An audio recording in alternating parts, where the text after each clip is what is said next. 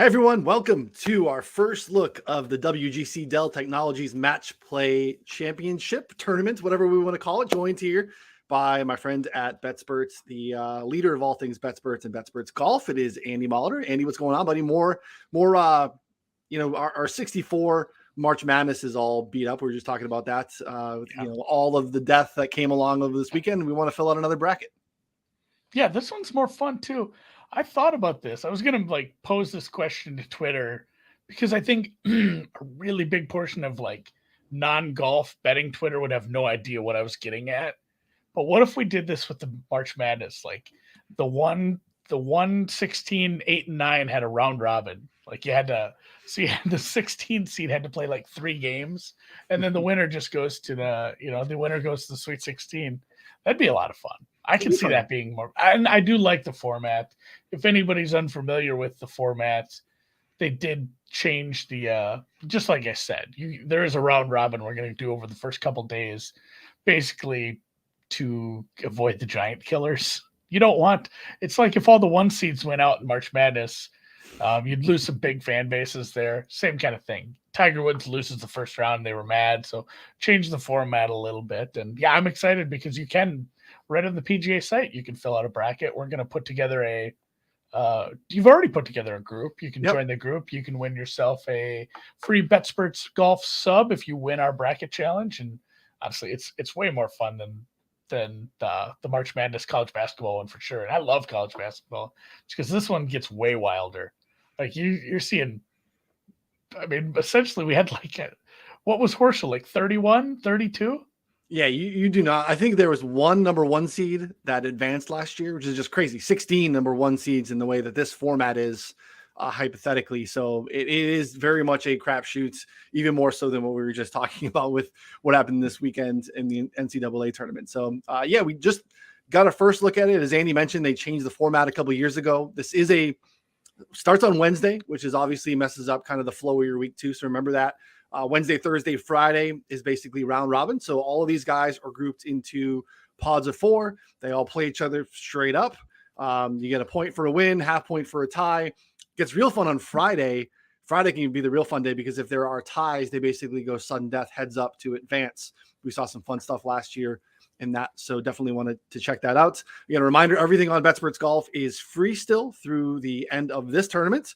We will go behind the paywall for the Valero. And then into the Masters coming up. So definitely want to check that out. Again, reminder, you can get a free sub by entering our bracket challenge. You can also get a free sub by signing up for a 4for4 betting subscription. It's going to get you everything on 4for4, all of the sports that we have. We launched MMA this week. If you are dabbling in that at all, lots of great stuff going on over there. That subscription is going to get you a free sub for BetSperts Golf as we launch all of our tools. We got tools coming in the next couple of weeks too that we're excited to finally get out there. Days. There's going to be. I didn't want to put pressure on people, so I'm putting pressure. They're not. The development team's not watching, so I can do this all I want. But the tournament simulator should be the first version of that should be ready here soon. A matchup tool, which, as much as we say, hey, a matchup tool, that'll be awful nice this week. Our matchup tool is based around normal stroke play. I feel like it might not be super useful to build a match tool. Maybe down the road, though, because it's essentially here, part of the Ryder Cup and the President's Cup is basically all the match play you're going to get outside of some club tournament stuff you guys might do on your own. But so it is a little trickier because of the format is not stroke play and that's what I love about match play. And I think maybe gets lost sometimes in the translation is, if you see a guy hit his tee shot or his second shot to within a gimme range and you're out in the rough or you're in a bad spot, you're not laying up.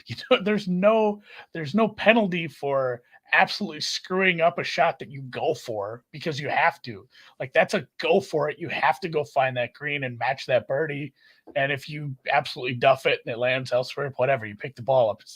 You're not getting a triple bird there or a triple bogey. It's not going to kill you. So I do love match play. And Dan has even thrown together some brackets here for us. I don't know if I can zoom in a little here, but the seeding is just kind of random outside of the top 16. So the top 16 seeds are split up into groups. But other than that, it is it's a little bit random, I think, how they end up doing this. Well, they kind of put you in your little bucket. So you get every pod's going to get a 1 through 16. Everyone gets a 17 to 32, 33 to 48, 49 to 64. So they somewhat try to balance it. You'll definitely see here.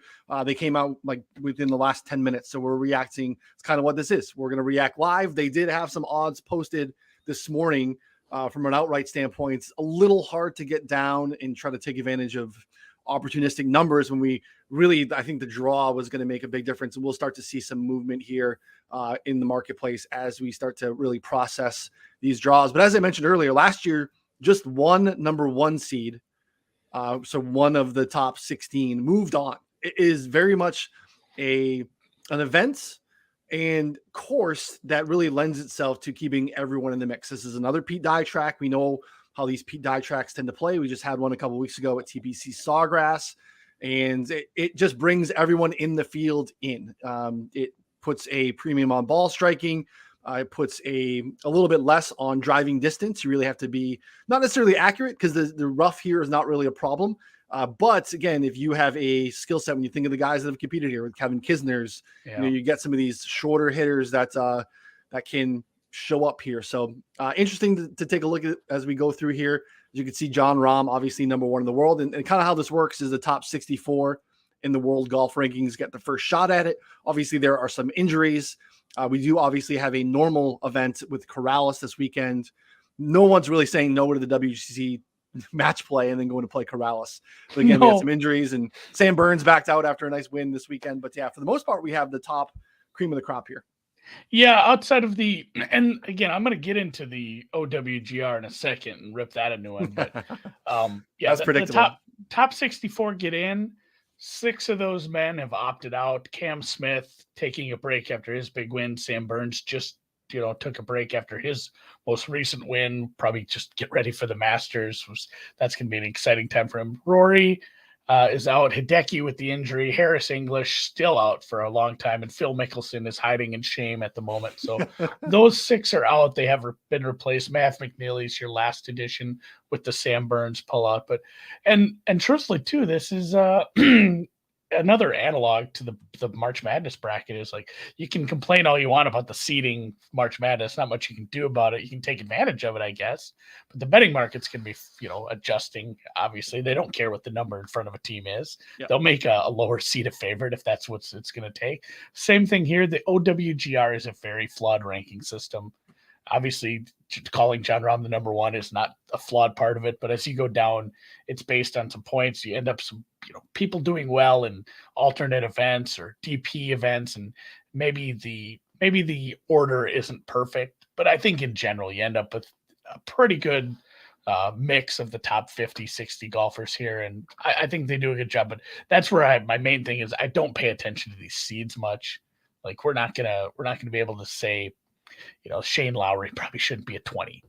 Like if you go look at some of the odds here, Shane Lowry is going to be higher than people that are seated ahead of him. So don't pay a big attention to these seeds for the most part. Do your work, run your numbers, decide who you think has the most value. And they're not out yet. Ryan referenced some outright prices. We will have prices here probably this afternoon, very soon, for each of these golfers to win, their pod or whatever you want to call it, their group. It's kind of like the Champions League soccer. You have the group play and then you go to knockout. So yeah, Rahm number 1 with Reed, Young, and Munoz. Guessing Rahm's going to have a big price. I don't know. Again, we don't have the prices, but there's probably, again, like you said, this is 1/4 of the bracket. So out of those 16 groups last year, a top seed only advanced once. I'm not 100% sure they were all favorites. I'm guessing there were some co-favorites or maybe lesser. Sure. But that just speaks to, let's take some underdog prices here. Yeah, absolutely. You see, they kind of break it down, whereas the 1 and the 16 are matched up theoretically with their groups to move forward. So you can try to do it in a standard brackets format, which is unique here. And again, this course here at the Austin Country Club in Texas, we're out of the Florida swing, we're into Austin, and there are some, again, mentioned distance not being a thing. There are 4 par 4s that are under 400 yards, which is just rare. We don't see a lot of those these days on the PGA Tour. Puts a a real focus on wedge play. We're going to have a lot of guys that are taking wedges into these greens. Again, the rough isn't really penal here. If you miss the fairway, you're not going to get crushed with having even what we saw last week at Valspar. It's going to be very, very different here. Some of these guys, the best in the world, can still get a wedge here into the rough and give themselves some scoring opportunities. And you're going to want to do that because of the format, as Andy mentioned. You take a 6, you take a 7, that counts just as much as losing, par or birdie. So it does reward the risky, opportunistic guys here that really want to go out and target pins and score when they have to come from behind. So it does make for some good TV, especially Wednesday, Thursday, Friday. Somebody just replied to Ron's tweet that, it came across in the BetSports Golf here. It says, long shots after the changes to the rules seems counterintuitive. The fact that we changed the rules to this to take out the giant killers. Yeah. And it should make it easier because, again, you have the best players not having a chance to be knocked out by one man. You give them multiple chances to just win by attrition. And the fact is, like you said, last year, the top seeds didn't advance very much at all. A very low percentage of them, only one. And then if you look at the previous winners, Horschel, Kisner, even Bubba. It's not like Bubba's nobody. Obviously, it's Bubba Watson, but he was 50 to 1 to win that. There were many better golfers than him that year. DJ did win it in 17, and then Day and Rory behind him. But yeah, since the changes, there's been some massive long shots that not only have advanced and moved on to the finals, but have won this. And last year it was weird. And I will say we talked quickly about Corrales. I love the first 3 days of this tournament. I love the group play and the early stuff. But if you watched the final last year, those guys were tired of playing golf. It was not rough. like tired of playing golf. They were tired. They had played too much golf. So Sunday is more of a watching the college basketball and the Corrales final round, because the final 2 rounds of this can be a rough hang. I'm much more interested unless I have an outright live. Then it's going to be very interesting for me.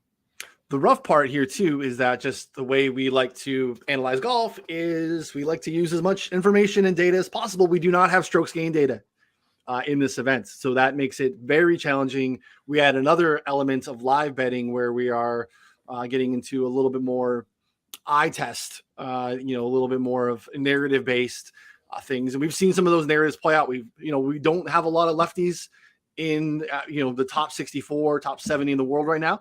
Lefties have fared fairly well at Austin Country Club. All 3 lefties advanced last year into, I believe, the so-called Sweet 16 with Bubba, Brian Harmon, and Bobby Mack. Bobby Mack back in this one as well. And then we've also seen some success with the local boys, the Texas Longhorns. We only have 2 in the field, Jordan Spieth and Scotty Scheffler. Scotty's on a heater. Scotty got to the finals last year, as Andy mentioned. So again, if we are going to be using a little bit more of that this week than typical, strokes gain data, especially with, matchups. We get to Friday, we don't have 2 rounds of strokes gain data from the previous matchups to go off of. We have a little bit more eye test stuff, which is obviously adds another layer of variance when we're now, analyzing these matchups.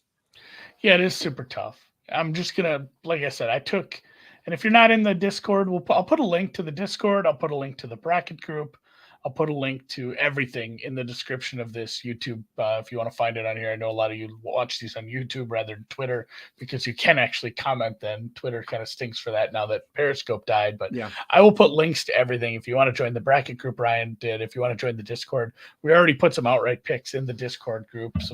They're gross. They're long shots. Oh, yeah. I shouldn't shit talk Tom Hoagie. He's a real good player, but I bet on Luke List. And that's fine. I'm fine at those numbers. I haven't even looked at his draw yet. I'm going to pull up some of these draws to see where my guys ended up. But right off the bat, you mentioned the Rahm group. We have the Koepka group with Lowry.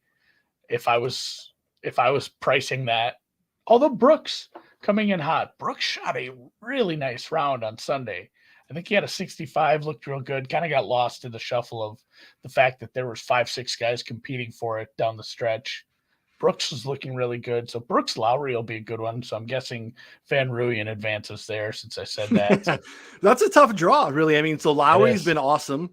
HV3 has shown he's obviously, nice win on the DP tour earlier this year. Obviously a nice showing at the Players. And then EVR has been playing some fairly good golf. Hasn't really put together 4 rounds, but he's been in the mix a little bit. So really, that's a tough four in comparison to some of the others. When you get down there with DJ, we've seen DJ pop a little bit more of late. Max Homa, there's also a mentality thing too. I think with his match play, being able to good putters win, good because you need to obviously make putts, but there's also the element of like the gentlemanness of this, right? Like letting guys pick up these 2-footers and 3-footers, like what goes into the mental side of giving Sergio a tap in. Will Zalatoris, do we get Will those 3-footers where Will's really struggled on those this year a little bit? So there's definitely an added element here of gamesmanship. We remember last year with Kevin Na and DJ, when Na wasn't really happy, kind of laid into him a little bit, which I thought was very Kevin Na-ish with the cameras there. Don't do that, ask for permission, that kind of element, and kind of got into DJ's head, and he kind of crapped himself though in the last couple of holes there. So there's definitely a little bit of gamesmanship here in the match plays as well. Oh yeah, go find that Angel Jimenez video of him just losing it on Keegan's caddy and Keegan, and Keegan's got like 8 inches on the guy, and I mean Keegan's a pretty built guy, and I mean, the old man Jimenez is not scared at all. Like he was ready to throw down there. It was that's maybe one of my favorite moments from this. But I do like it when they get into a little. So yeah, that's kind of an odd group too. Somebody in the Discord mentioned Mackenzie Hughes as a nice play at his price. Tough group. We'll see. Wolf can be high variance kind of player. So can Max Homa. And honestly, DJ has been this year so far. We've seen him play very well, but we've seen some disinterested DJ. So that's probably a group I'm not interested in taking any prices, depending. Again, everything's so price dependent. I got to see some numbers here. I'm just interested to see where people landed. And then Taylor Gruch is playing good. We haven't seen a ton of Lee Westwood yet. And then you have the final. He's not the lowest seed, but Richard Bland is the lowest odds for most of the sports books right now. And then an injured Bryson DeChambeau, that might be a spot where a Gooch price might be interesting to me for sure. Gooch also really one of the best on tour with his wedge in hand too. When you're looking at, approaches inside 125 and stuff like that, Gooch has been really nails for solid 2 years now. So definitely an interesting dynamic too. Bryson obviously, lessening the load with the distance here, but I mean, distance always plays, but when we're dealing with these eagle opportunities on the par 5s and these smaller par 4s, it definitely brings the field closer to Bryson. And again, I think he'll obviously be a popular fade since we really haven't seen him. So interesting first look there. Do we have more? Thanks for producer Dan throwing these up so quick. Yeah, we've got Morikawa, Kokrak, Garcia, and Bobby Mack. That's a death group of death. That is tough. That's tough. Yeah.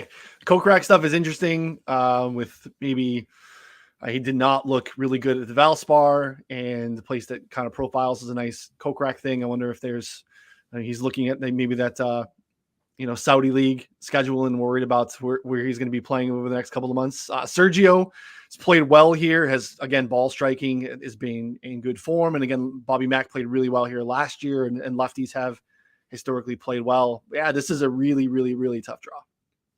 Yeah, that stinks. Like I don't want it. I'm glad I didn't take any Bobby Mack, although I'm not a big, outside of being a lefty, I haven't bet him much. I did fade him a little after he came over across the pond early last year, mid-year last year when he came across, started playing. Maybe RBC is when he first came over from Europe and started playing. Answer Bubba, speaking of lefties, Webb and Harmon. Webb almost made us look silly a little, and then I don't know if it's the injury or what, but he played very well to start the tournament. I don't know if the injury is still catching up a little. He had a lesser weekend. Brian Harmon hot right now, though. Answer stunk. They put 2 lefties together. We can't even use the lefty narrative to Brian advance.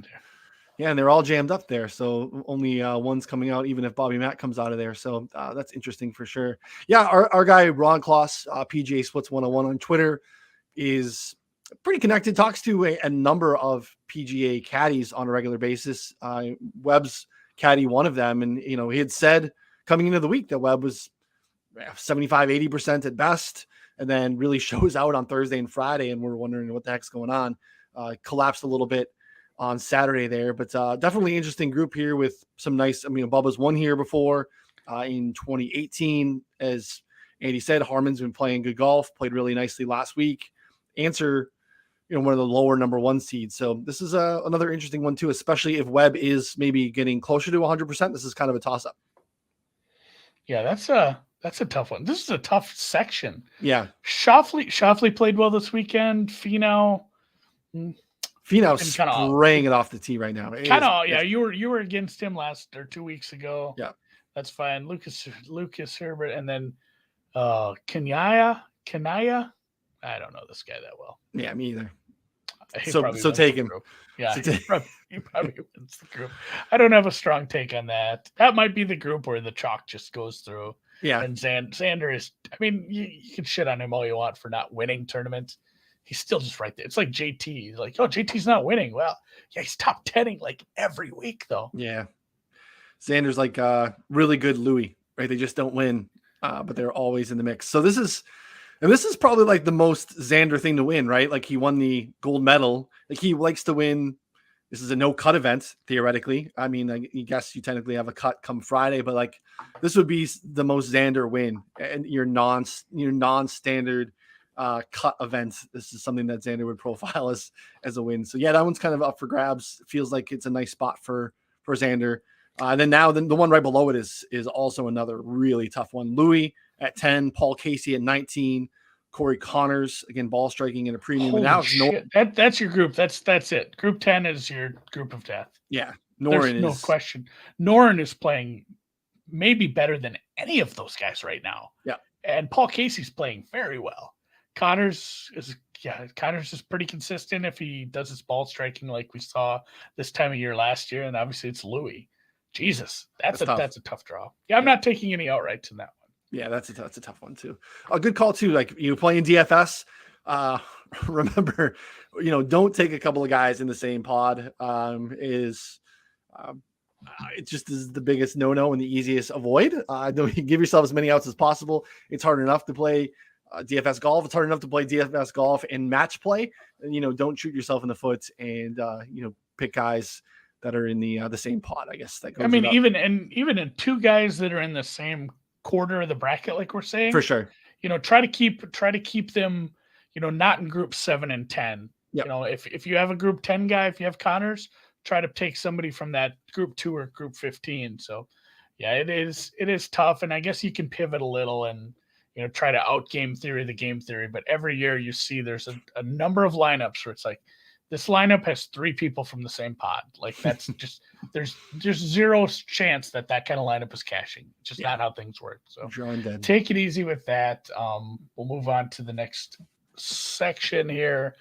Young Guns. Mm-hmm. Hovland, Zal, Tringali, Sepp Straka.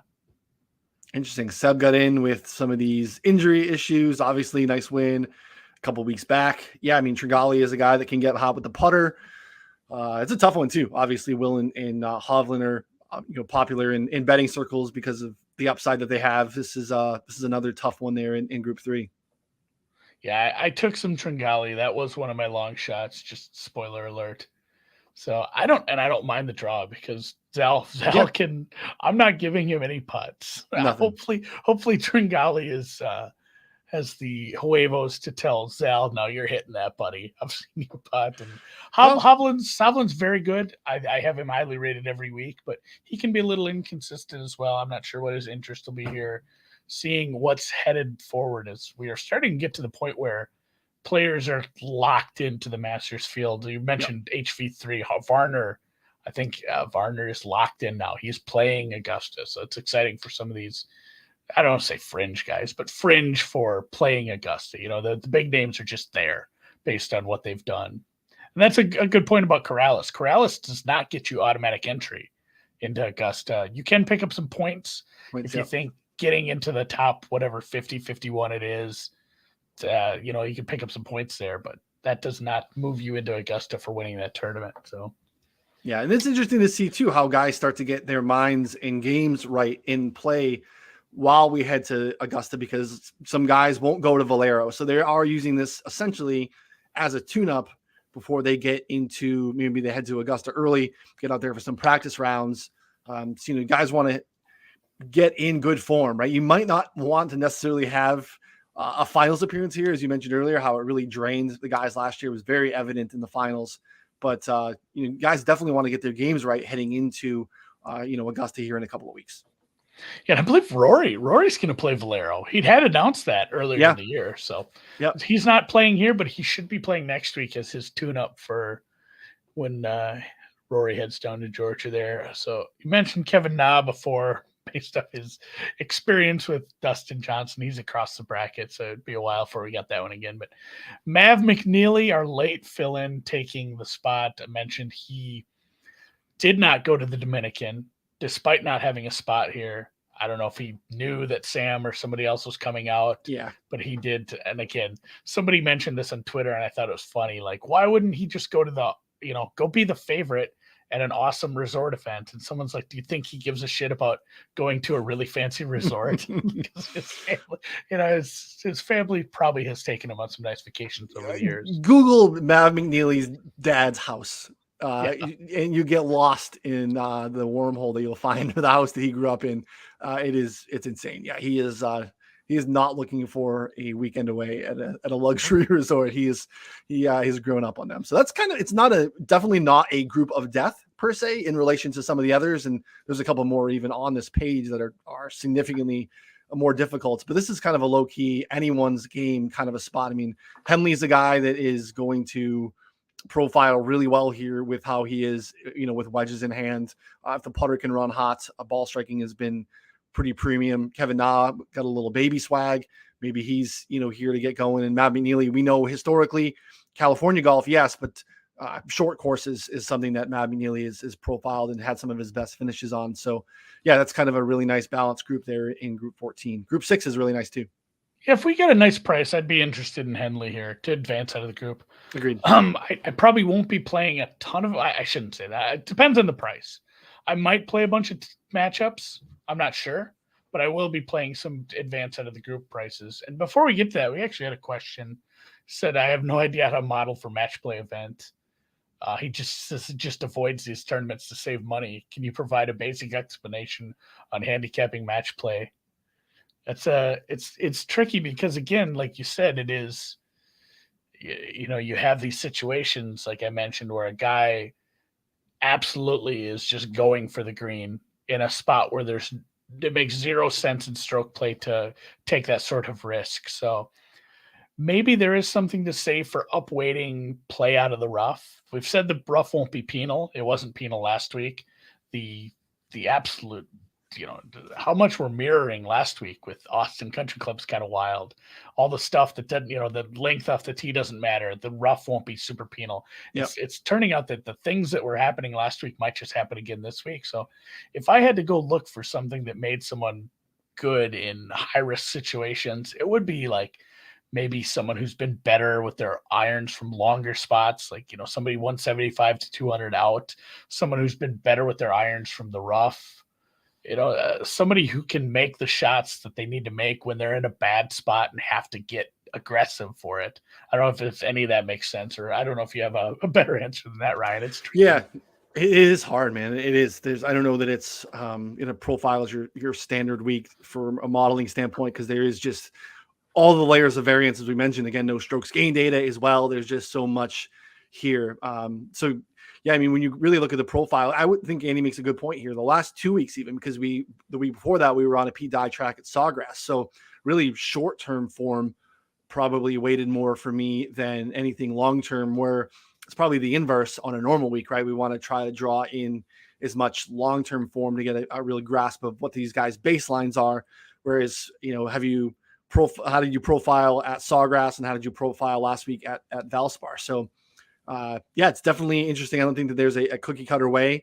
Again, look at some of the historic stuff here too. We've only really had this format at this place for 4 years. So, we didn't have it 2 years ago with COVID. So we have such small samples. So yeah, maybe the top seed narrative doesn't play out. Maybe the lefties in Texas thing doesn't play out. We just have less actionable data, I think, to go off of than most weeks. So if you do find that to be better and you want to have a lighter week, I think that that's probably advisable. I think maybe taking some inaction makes more sense. Really, some live betting versus hammering a lot of stuff pre-tournament probably makes the most sense. You're going to be more likely to have a better spot here at Corrales than you are from a modeling standpoint with match play. So take it easy then. Yeah, we joke about that with Drew and I joke about that with the NFL. Like leaving a loser off the card is worth 1.1 units. And then it's not the same thing. Obviously, you're paying a vig. It's just buried in a different way. Like leaving losers off is better than just adding way too many bets. And you have another event in Corrales again that you can take a look at some how players are playing in general, how players have played on similar courses and have played at a stroke play event that's normal, kind of a normal event with a lot of maybe names you might not have heard of, as it is an alternate event. So the bottom of the field is pretty rough there. You never know what's going to happen in Corrales, but that might be something to focus on more if this sort of format is a little intimidating, or you don't feel like trying to figure it out, which is kind of where my head's at. Yeah, Group 6 here is tough too. You mentioned JT probably playing as good, if not better, than anyone else in the world right now. Kisner is a dude who like rolls out of bed and plays cash games for money. Like he definitely has the mindset for this type of format. This is a time of year where Leishman starts to play really well. A nice profile heading into Augusta. And Luke List is someone I know you sprinkled on pre-tournament. Not a great draw for Luke List. No, his draw stinks. I hate that. I looked at the odds and how they adjusted. Tringali was the one that went down out of the three that I bet. Luke List kind of remained the same. That's a tough draw. JT is playing so well. See if JT cares. There's a possible, just some of these high seeds might not care, especially the ones that are skipping Falero. If they have a bad first match and they know like they don't want to grind out two more, I think maybe that's why we end up with some of these weird advancements from these groups. Some of these guys just want to get down to Augusta and get ready. Because that's the prestige of Augusta outweighs winning anything in Austin, Texas these years. So not even close. And we got a Longhorn here in Group 11, Jordan Spieth, Adam Scott, and Justin Rose as well. Some of the older guard that are, mixed bag. I mean, Rose collapsed in a big way over at Sawgrass, and Keegan Bradley, as you mentioned earlier, a good form. Not great at Valspar, but let's see what happens here. Spieth, obviously, we like him when he doesn't have to worry about finding fairways, and we like him when he can get the wedges in his hand. So, pretty good spot for Spieth. Yeah, I'm fine with Jordan being the guy there. Keegan, maybe at a long shot price, we'll see. Keegan's price isn't going to be big enough for me. I think people will be on him. His price is probably depressed compared to where it should be. Yeah, we need Keegan to make putts, so that complicates things. It'd be nice to have a little JT Spieth there in the winners group. So that'd be interesting. That'd be fun. All right, Group 4. Cantley at the top. Cantley's been not in great form. Neither is Sanjay, also in there. Seamus Power and Keith Mitchell. Like Keith Mitchell here, might be a nice spot for a long shot on Mitchell here. Yeah, if you're sad because you haven't been able to bet Harris English for the last month, I've got a great replacement for you. Keith Mitchell. It's the same dude. They are identical. You can't tell them apart. Hudson Swafford's not here, but you have Keith Mitchell as the third of the same. They're the same. They are all the same person. They're all the same. They all went to Georgia. They all look the same. They all live on Sea Island too, I think. I think all those guys have like houses next to each other on Sea Island. I have some Power. His price is still up there around 100, 110. But Keith Mitchell, yeah, not a bad look there, especially with Cantlay being a little bit variant, especially his price is probably going to be fairly high to win that group compared to where it should be based on how scattershot his play has been lately. Yeah. Missed the cut the other week. What the fuck? Awful. 22 is the best Cantlay number to win this whole thing. But yeah, I mean, the one thing with Cantlay is that we saw last year when he got on his heater in the the championship rounds, basically, is the putter just ran so hot. And in a spot like this where putting could be king, like he can get himself right in a real hurry. So interesting to see what happens there. This next one is another tough one too. We got Tyrell Hatton, number 13, Daniel Berger, again, one of the best wedge players in the world, Siwoo Kim, who loves Pete Dye tracks, and Christian Bezadenhout, who we like when distance isn't a major factor. So this one is jammed up pretty loaded 4 guys here in 13. Yeah, Hatton is somebody I'm going to pivot off of fading. He played very well. I played 2 full tournament matchups against Hatton last week. The guy top 20'd. Yeah. I still won both matchups. Like that's more luck than skill, people. That's not those probably weren't good bets. Lowry and Fitzpatrick finished they played well. Fitzpatrick was a great play, honestly, for anyone who took him for anything. He played really well, but fading Hatton was probably the bad part of that play. He's playing really good. I didn't like him last week. I'll probably be avoiding this group unless I can get a stupid price on like Bazood Newt here. Yeah, so Hatton had not been playing really well heading into it, so I understood the fade for sure. It was all putter, and he had admitted too he did not feel right with really the rest of his game, but he kind of got dialed in a little bit. So yeah, interesting look there. I like Berger again, but again, that number is probably going to be prohibitive to get down on it. So maybe an outright number on Berger if it starts. I would think Berger'd be favored, right? Yeah, it'd be interesting to see. That's close. When you look at 13 and 17, they should be probably fairly pretty close there. The other thing too, just the narrative around Siwoo and Pete Ditrax, he probably gets a little bit more of a boost than he typically would. So, and people love to bet on Bazaden Newt. Just looking at the outright prices, like Berger is a little lower than Hatton in the market as far as the outright prices. So you might have Hatton as a dog despite being the top seed in this one. Yeah, interesting. Yeah, they're right around 25, 30, 25, 28 at most books. So yeah, interesting to see. All right there. Next we mentioned Longhorn, who's on a heater. Scotty Scheffler gets Fitzpatrick. Again, a spot where distance isn't a problem. Fitz is playing really good golf. Tommy Fleetwood started to turn a corner a little bit. Happy to fade Tommy here again. And then Ian Poulter here backing in. We know, obviously, this resembles a little bit more of that Ryder Cup vibe that we know Poulter has made basically his name on. So kind of a nice little group there. A couple of Euros in Scotty. Poulter, there's a guy that could get in your head playing match play. Absolutely. He has a long track record. He's like 65% in match play for his career. And obviously that's a very big sample size because he's played plenty of match play over the years. So Poulter is a sneaky one there because I wouldn't want to play golf with him. I've grown to like him a little more over the years, but he's a guy who can absolutely mess with your head while you're playing with him. And he plays pretty well in match play events. So That's a tough group with Fitzpatrick and Scheffler playing awesome right now. And then Hoagie, your guy, this is a nice draw. You ended up with a really soft top seed. Yeah, a really soft second seed, honestly. I'm not enamored with Peters. And again, it's not a place that plays to length, so I'm not worried about that. And then Minwoo Lee, Hoagie, I'm putting him as my favorite to win the group. Yeah, I got Hoagie pre-tournament. I think there's some still out there at 100-1. Again, Hoagie's similar mindset a little bit of like on Ian Poulter. Like Hoagie's just like got that Kisner cash game vibes, go hustle you out at the club kind of a vibe. I know he is just a degen in life as well. So he is one of us, which we absolutely love. Yeah. And again, similar to the spot where we backed him a few weeks ago at Pebble, this is a spot where distance isn't a thing. You really need to be dialed in with your irons and your short game. And that's really where Hoagie has kind of made his name here over the last couple of months. He's been just absolute nails with wedges in his hand. So definitely a nice draw here in the group of group 12. It gets a little harder if he's going to move on here, but again at 100-1, I like that number quite a bit. Yeah, the second round. I mean, it just let's say it chalks out. It's Scheffler, Fitzpatrick, and then possibly can't lay him, Hatton, Berger. It's a tough bracket overall, but at 100-1, I like that quite a bit too. Yep, it's a good look. Yeah, that is a soft.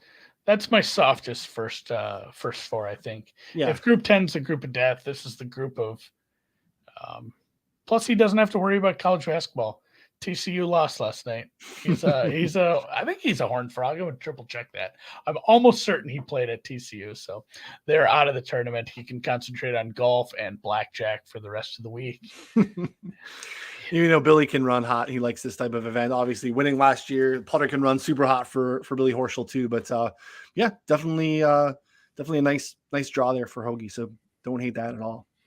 I'll post these brackets on the Twitter account too. If anybody wants them, I'm sure we'll probably augment them and put some prices in eventually for what people are to win their groups. That's my favorite part about this whole tournament is betting the group winners. But And then content for the rest of the week tomorrow. You want to talk about, Ryan, what we have on tap for Tuesday? Tuesday, busy day. We're going to have our betting show. Andy and I will be back. We'll be joined by Jeff Feinberg, who will be in that chair on Tuesdays moving forward to join us every week for the betting show. So excited to get that kicked off with Feinberg. Again, one of the better betting minds in the space, who I think is at like 5 or 6 outrights already this season. Excited to get Jeff in the fold here.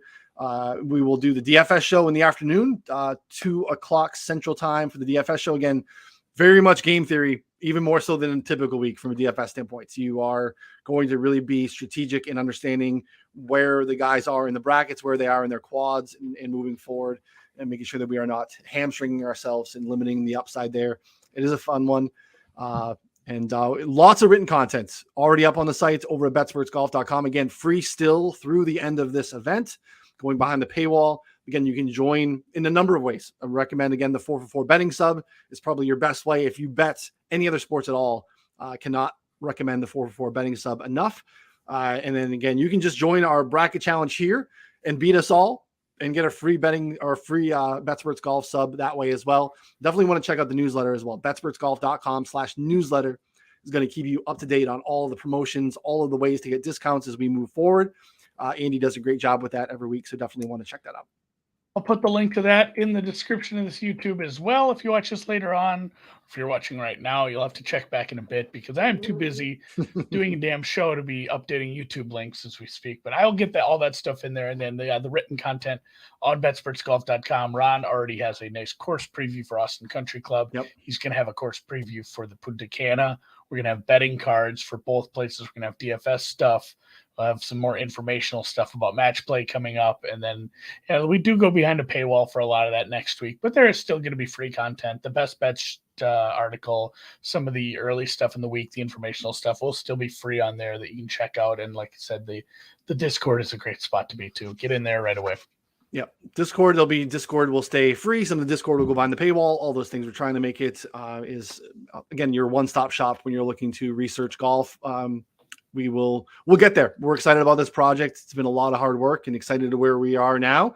The shows will always remain free. So the betting show with Feinberg will always be free. DFS show will always be free as well, hosted by John Daigle, who no one really knows in the golf space, but has been grinding and betting and playing DFS golf for years. So we're excited to have him in the fold too as well. So that wraps us up for now. Again, head over to the Twitter page. You can find all of the information that Andy put up there on the screen for us, looking at all the brackets. And again, check the show notes for all the great details. So for Andy, I'm Ryan. We will see you tomorrow for the betting show. Thanks, everyone.